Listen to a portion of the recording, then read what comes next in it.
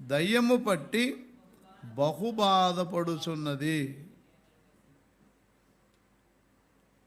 పెద్దగా అరుస్తుంది.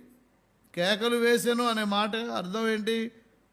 నా కుమార్తె దయ్యం పట్టి బాధపడుచున్నది. ఇదా యేసు ప్రభువా? ఇది కేకంటే. నా కుమార్తె దయ్యము పట్టి బహు బాధపడుచున్నది, కరుణించుము యేసు ప్రభువా అంది. కరుణించు యేసు ప్రభువా, నా కుమార్తె దయ్యము పట్టి బహు బాధపడుచున్నది.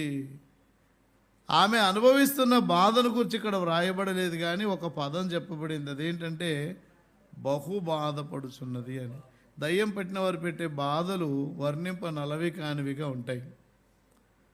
మీకేమైనా అనుభవమా? దయ్యం పట్టిన వాళ్ళతో ఉండా?